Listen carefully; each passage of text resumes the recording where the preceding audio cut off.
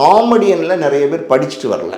மற்ற தொழில்கள் எல்லாம் நிறைய பேர் படிச்சுட்டு வந்திருக்காங்க. இப்போ டைரக்டர் ஃபீல்டில், கேமராமேன் ஃபீல்டில் இதுல எல்லாம் நிறைய பேர் படிச்சுட்டு வந்திருக்காங்க. விவேக் சார் வந்து அது படிச்சுட்டு வந்த ஒரு காமெடியன்னு கூட நம்ம சொல்லலாம். இன்னொரு ஸ்பெஷலான விஷயம். அதுக்கப்புறம் விவேக் சாருக்கு வந்து இந்த காக்கா பிரியாணி, அப்புறம் வந்து சாக்கடையில் இந்த விழுந்துருவார், மெட்ராஸ் என்னடா இந்த நாத்தனாருக்கு கூவும் அப்படிங்கிற மாதிரியான விஷயங்கள், இதெல்லாம் வந்து கொஞ்சம் கொஞ்சமாக அவர் வந்து மக்கள் கிட்ட கொண்டு போய் சேர்த்துச்சு. இன்னொரு முக்கியமான விஷயம் அதை பற்றி நம்ம சொல்லணும் அப்படின்னா, அதாவது வந்து இந்த மாதிரி நடிக்கிறதுக்கு ஆளுங்க வந்து நிறைய பேர் புது டைப்பாக நடித்தார். இப்போ கவுண்டமணின்னா என்ன பண்ணுவார், செந்தில எட்டி உதைப்பார், செந்தில இந்த மூஞ்சி தலையா அந்த மூஞ்சி தலையான்னு சொல்லி இப்படியே திட்டுவார். வடிவேலு வரவுக்கு அப்புறம் வடிவேலு என்ன பண்ணார், பாடி லாங்குவேஜ் வச்சே நடிப்பார். ஆனால் விவேக் சார் கிட்ட பாடி லாங்குவேஜ் கம்மியாக தான் இருக்கும். ஆனால் இந்த மாதிரி விழிப்புணர்வு டைலாக்ஸ் எல்லாம் அவரோட படத்தில் யூஸ் பண்ணி பேச ஆரம்பிச்சதுனால இதில் அவர் பிரபலியம் ஆயிட்டார். இந்த மாதிரியே அவர் பேசி பெரிய காமெடி நடிகனாக அவர் வந்துட்டார்.